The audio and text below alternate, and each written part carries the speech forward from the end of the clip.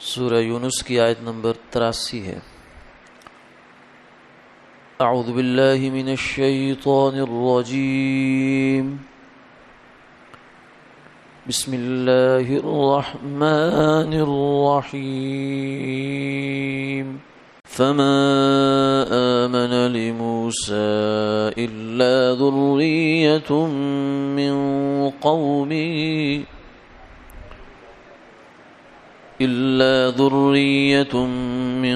قومه على خوف من فرعون وملئهم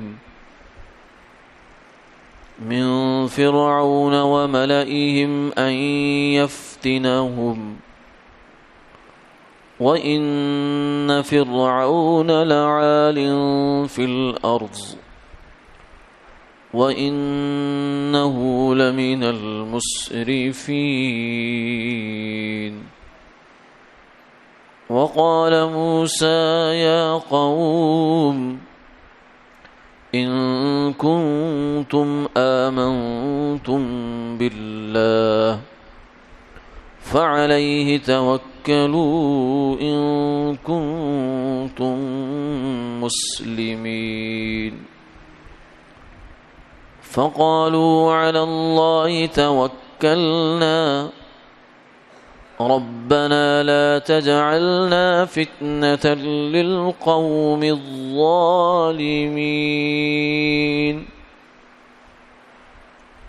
وَنَجِّنَا بِرَحْمَتِكَ مِنَ الْقَوْمِ الْكَافِرِينَ۔ صدق اللہ العظیم۔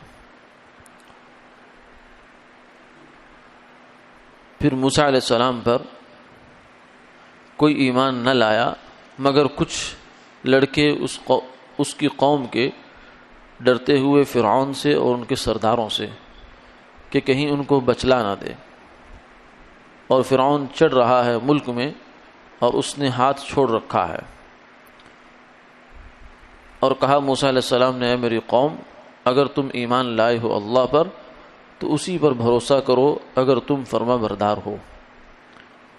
وہ کہنے لگے، ہم نے اللہ ہی پر بھروسہ کیا، اے ہمارے رب نہ آزما ہم پر زور اس ظالم قوم کا، اور چھڑا دے ہم کو مہربانی فرما کر ان کافر لوگوں سے۔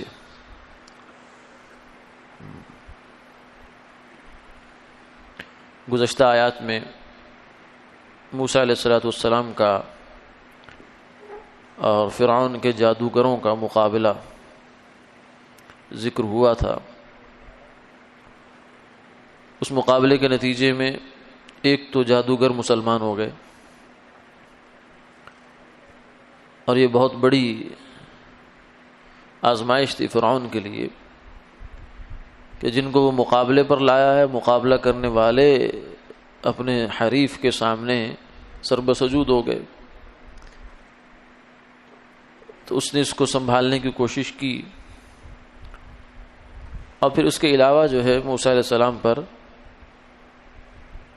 ان کی قوم کے کچھ لڑکے ایمان لائے، لیکن وہ ڈرتے ڈرتے ایمان لائے کہ ایسا نہ ہو کہ فرعون اور اس کے سردار جو ہیں وہ انہیں کسی آزمائش کا شکار کر دے۔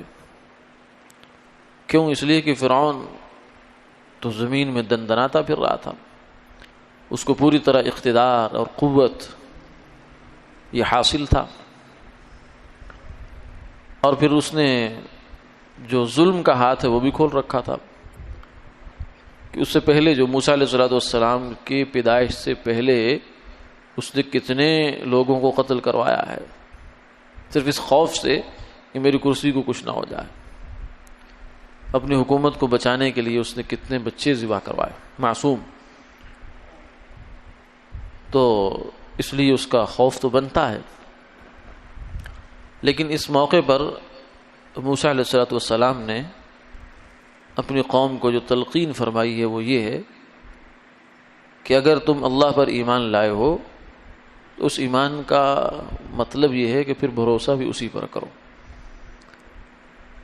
اور اس بات پر یقین رکھو کہ فرعون اور اس کے لشکر، اس کے ساز و سامان اور اس کے اسباب و وسائل یہ اس وقت تک کچھ نہیں کر سکتے جب تک اللہ کا حکم شامل حال نہیں ہوگا۔ اب دیکھیں کہ ایک واضح مثال ہے موسیٰ علیہ السلام خود، کہ اللہ نے دشمن کے گھر میں ان کو پالا ہے، خود اس سے پلوایا ہے۔ کس طریقے سے پلوایا ہے، اور اس اندیشے اور شبے کے ساتھ پلوایا ہے کہ فرعون کو شبہ پڑ گیا تھا، اندیشہ تھا کہ یہی بچہ نہ ہو کہ جو ہمارے لیے نقصان کا باعث بنے، لیکن پھر بھی اس کو عمل نہیں کرنے دیا اس پر۔ یہ اللہ کی قدرت ہے۔ تو یہ فرمایا کہ اگر تم اللہ پر ایمان رکھتے ہو فعلیہ توکلوا، تو اسی پر بھروسہ کرو۔ یعنی اسباب، دنیا کے ظاہری اسباب جو ہے ایک حد تک ہیں، اور یہ اللہ کے حکم کے بغیر کچھ نہیں کر سکتے۔ جب اللہ کا حکم ہوتا ہے سبب اثر کرتا ہے، اللہ کا حکم نہیں ہے تو سبب اثر نہیں کرتا۔ اس سبب کو سبب بنانے والی ذات بھی اللہ کی ہے، مسبب الاسباب ہے وہ، یعنی سبب کو سبب کی صورت اسی نے دی ہے۔ اگر وہ چاہے تو بغیر سبب کے بھی کام کرے، اور اگر چاہے تو سبب کے ساتھ بھی نہ کرنے دے۔ جیسے بہت سی مثالوں میں اس نے ہمیں دکھایا ہے کہ پانی ڈبوتا ہے مگر موسیٰ علیہ السلام کو نہیں ڈبویا اس نے، چھری کاٹتی ہے مگر اسماعیل علیہ السلام کو نہیں کاٹا، آگ جلاتی ہے مگر ابراہیم علیہ السلام کو نہیں جلایا۔ تو اس لیے کہ آگ جلانے کا سبب ہے، لیکن اللہ کے حکم کے تحت۔ اگر اللہ کا حکم نہیں ہوگا تو آگ کچھ نہیں کر سکتی، اللہ کا حکم نہیں ہے تو پانی کچھ نہیں کر سکتا۔ تو یہ اسباب اللہ کے پیدا کردہ ہیں۔ فرمایا کہ ان اسباب پر نظر تو رکھنی ہے، لیکن اس کے ساتھ ساتھ مسبب الاسباب پر نظر رکھو۔ فعلیہ توکلوا، اسی پر بھروسہ کرو۔ ان کنتم مسلمین، اگر تم فرما بردار ہو۔ یعنی اب ایمان جب لے آئے تو اب ظاہر ہے کہ اس کے بعد ایمان کے جو تقاضے ہیں وہ تو پورے کرنے پڑیں گے۔ ام حسبتم ان تدخلوا الجنہ ولما یأتکم مثل الذین خلوا من قبلکم مستهم البأساء والضراء وزلزلوا حتى يقول الرسول والذین آمنوا معه متى نصر اللہ، کہ پچھلی قوموں میں تو یہ بھی ہوا ہے، صحابہ حضور کے پاس آ گئے مکہ مکرمہ میں کہ یا رسول اللہ یہ ہم کب تک یہ زندگی گزاریں گے، ظلم کی، جور کی، جبر کی، تشدد کی۔ تو فرمایا کہ تم ابھی سے اتنا دل چھوٹا کر لیا تم نے، تم سے جو پیچھے قومیں ہو گزری ہیں ان کے ساتھ تو ایسا بھی ہوا ہے کہ زندہ انسان کو لوہے کی کنگھیوں سے اس کا گوشت نوچ دیا گیا، زندہ انسان، لیکن پھر بھی وہ راہ خدا سے پیچھے نہیں ہٹے۔ الف لام میم احسب الناس ان یترکوا ان یقولوا آمنا وهم لا یفتنون، کیا لوگوں نے یہ گمان کر لیا کہ وہ ایمان لائیں گے اور انہیں پھر آزمایا نہیں جائے گا۔ وَلَقَدْ فَتَنَّا الَّذِينَ مِن قَبْلِهِمْ فَلَيَعْلَمَنَّ اللَّهُ الَّذِينَ صَدَقُوا وَلَيَعْلَمَنَّ الْكَاذِبِينَ، ہم نے پچھلوں کو بھی آزمایا ہے، اور اس آزمائش کے نتیجے میں کھوٹا کھرا جدا ہو جاتا۔ آزمائش یوں سمجھے کہ یہ ٹیسٹر ہوتا ہے، جیسے لیبارٹری میں سونا لے جاتے ہیں، وہ سونے کا ٹکڑا کاٹ کر اس کو تیزاب میں ڈال کے دیکھتے ہیں اس میں سونا کتنا ہے، کتنے فیصد جو ہے وہ سونا ہے اور کتنے فیصد اس میں چاندی ہے۔ تو اللہ تعالیٰ آزماتے ہیں، چگویم مسلمانم بلرزانم کے دانم مشکلات لا الہ، جب میں کہتا ہوں لا الہ تو میں لرز جاتا ہوں، کیونکہ مجھے معلوم ہے کہ لا الہ کے تقاضے کیا ہیں۔ تو ایمان ہے، اور ایمان کی تو خوبی ہی یہ ہے کہ جب یہ دل میں داخل ہو جائے پھر دنیا کی کوئی طاقت اس کو وہاں سے نکال نہیں سکتی۔ ایمان کی خوبی یہ ہے، اس کی صفت یہ ہے، خاصیت یہ ہے کہ اس کو کوئی دنیا کی طاقت وہاں سے نکال نہیں سکتی۔ اس لیے جس آدمی کے دل میں ایمان آ جائے اسے کہا جائے کہ ایمان چھوڑ دو تو وہ یہ تو گوارا کر سکتا ہے کہ اس کو آگ میں ڈال دیا جائے، مگر ایمان چھوڑنے پر تیار نہیں ہو سکتا کبھی بھی۔ تو اس لیے فرمایا کہ ایمان لے آئے تو اب صبر کرنا پڑے گا، اب اس پر بھروسہ رکھنا پڑے گا. فقالوا علی اللہ توکلنا، تو انہوں نے کہا کہ ہاں ہم اللہ پر بھروسہ کرتے ہیں. جزا فضا نہیں کی. جو ایک فطری خوف ہے وہ تو ان کو تھا. انسان کا ایک فطری خوف ہوتا ہے، اس کو طبعی خوف ہوتا ہے. جیسے ایک آدمی دوا استعمال کرتا ہے تو کڑوی دوا تو کڑوی ہے، وہ کھاتے وقت تکلیف تو ہوگی، ناگواری بھی ہوگی، لیکن کھاتا ہے اپنی خوشی سے کھاتا ہے، رغبت سے کھاتا ہے، مگر طبیعت پر اس کی گرانی ہے. تو یہ دونوں باتیں جمع ہو سکتی ہیں. ایک آدمی کو طبعی خوف ہو کسی بات کا اور دوسری طرف اس پر توکل علی اللہ بھی اس کا ہو، یہ ہو سکتا ہے. تو نے کہا علی اللہ توکلنا، ہم نے اللہ پر توکل کیا، لیکن ساتھ میں یہ دعا کی ربنا لا تجعلنا فتنة للقوم الظالمین. نے توکل کیا ہے مگر دعویٰ نہیں کیا. توکل کا مطلب ہے کہ جو اللہ کو منظور ہوگا وہ ہو کر رہے گا، ہم اس پر راضی ہیں، لیکن ساتھ میں اللہ سے عافیت مانگی ہے. دعا مانگی ربنا لا تجعلنا فتنة للقوم الظالمین، اے اللہ اس ظالم قوم کے ہاتھے ہمیں نہ چڑھانا.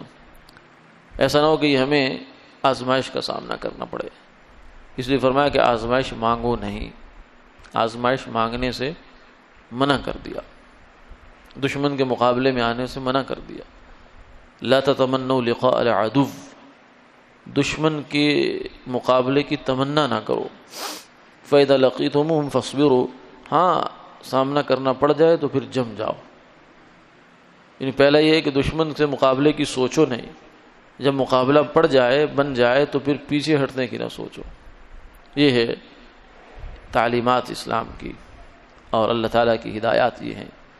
تو اس لیے انہوں نے کہا کہ اللہ توکلنا، ہم نے توکل تو اللہ پہ کر لیا لیکن ساتھ میں اللہ سے مانگا بھی ہے، تاکہ آدمی کی اپنی طرف نسبت نہ ہو جائے کہ ہاں میں بڑی چیز ہوں، پھر بھی اللہ سے مانگ رہے ہیں. کیونکہ دعا جو ہے یہ عاجزی کا اظہار ہے.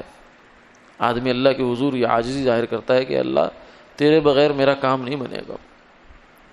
اس لیے دعا پھر بھی مانگی ہے ربنا لا تجعلنا فتنة للقوم الظالمین، کہ یا اللہ یہ تو ظالم لوگ ہیں جو بچوں کو مارنے سے باز نہیں آیا، اس کا ہاتھ کھلا ہوا ہے، اس کو کوئی پوچھنے والا نہیں ہے، اتنا یہ خود مطلق العنان ہو چکا ہے، اس کی لگامیں کھلی ہوئی ہیں کہ یہ تو خدائی کا دعوے دار ہے، اور خدا کو تو یہ دعویٰ ہوتا ہے لا یسأل عما یفعل، کہ خدا سے کوئی پوچھ نہیں سکتا آپ نے یہ کام کیوں کیا. تو یہ اتنا بڑا شتر بے مہار ہوا پڑا ہے، تو اللہ ہمیں اس سے بچا لے، لیکن تجھ سے بڑا نہیں ہے. ربنا لا تجعلنا فتنة للقوم الظالمین، اے اللہ اس ظالم قوم کی ہمیں آزمائش نہ بنانا. اور دوسری دعا یہ فرما ونجینا برحمتک من القوم الکافرین. اور یہ جو کافر لوگ ہیں، فرعون ہے، اس کے حواری ہیں، اس کے سردار ہیں، فرمایا کہ ان سب سے یا اللہ ہمیں نجات عطا فرما. یہ بھی دعا مانگی اللہ سے. یہ دو دعائیں مانگی ہے، ایک ثابت قدمی کی ہے اور فتنے سے محفوظ رہنے کی ہے آزمائش سے، اور دوسری دعا جو ہے وہ کافر قوم سے نجات کی ہے. اس لیے کہ اگر انسان کو اگر تو اس بات کی امید ہو اور امکان موجود ہو کہ جس معاشرے میں آدمی رہ رہا ہے وہ سنور جائے گا، سدھر جائے گا، اور کوئی بڑی پریشانی نہ ہو، تو چلو پھر تو آدمی وہاں رہے اور اس امید پر رہے. لیکن اگر امید کم ہو جائے یا اپنے ایمان کے لالے پڑ جائیں تو پھر اس جگہ کو، اس معاشرے کو چھوڑ کر نکل جانا بہتر ہوتا. اسی کو ہجرت کہتے ہیں کہ اللہ ہمیں نجات عطا فرما. اب نجات کے اندر دونوں صورتیں شامل ہیں. یہ بھی ہو سکتا ہے کہ اللہ ہمیں یہاں سے خلاصی کا راستہ عطا فرمائے، ان کے ہاتھوں سے ہم نکل جائیں، جیسے اصحاب کہف نے کیا کہ مسلمان ہوئے اور بادشاہ ظالم تھا تو اس سے پناہ چاہتے ہوئے وہ نکل گئے اور غار میں چلے گئے. پھر اللہ نے ایک لمبا واقعہ ہے ان کا، ان کو نجات عطا فرمائی. تو یہ نجات مانگنا اللہ سے، اپنے ایمان کی حفاظت کے لیے نکل جانا، یہ بھی ثابت ہے، سنت ہے، یہ بھی انبیاء علیہ الصلوۃ والسلام کی سنت ہے، ہجرت جسے کہتے ہیں. تو یہ دعا بھی انہوں نے مانگی. اور دوسری صورت یہ ہے کہ اللہ تعالیٰ اس دشمن کو ہلاک کر دے، ان کو ختم کر دے، ان کو صفحہ ہستی سے مٹا دے، جیسے فرعون کے ساتھ بھی ہوا. یہاں دونوں ہی صورتیں پیش آئی ہیں. ایک تو یہ بھی ہوا کہ فرعون یہ جو ہے بنی اسرائیل کو اللہ نے نجات عطا فرمائی، وہ نکلے موسیٰ علیہ السلام ان کو لے کر. اور دوسری صورت یہ بھی پیش آئی کہ بعد میں فرعون کو غرق بھی کر دیا، اور ان کو بعد میں مصر کی سلطنت کا اور وہاں کے اموال کا، ملک کا وارث بھی بنا دیا.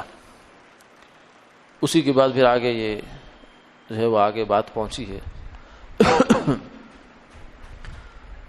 تو یہ دوسری دعا انہوں نے یہ مانگی. اس سے یہ معلوم ہوا کہ اللہ پر بھروسہ کرنا ہو تو اس میں بھی اللہ کی طرف احتیاج رہنی چاہیے. اے اللہ، یہ جو بھروسہ ہم کریں گے، اعتماد کریں گے، یقین کریں گے، یہ بھی آپ کی توفیق سے ہوگا، ورنہ ہمیں اپنے اعتماد پر اعتماد نہیں ہے، اپنے توکل پر ہمیں توکل نہیں ہے، آپ کی ذات پر ہی ہمیں بھروسہ ہے. آپ اس ہمارے توکل کو بھی محفوظ رکھیں، ہمارے اعتماد کو بھی محفوظ رکھیں. وآخر دعوانا الحمدللہ رب العالمین.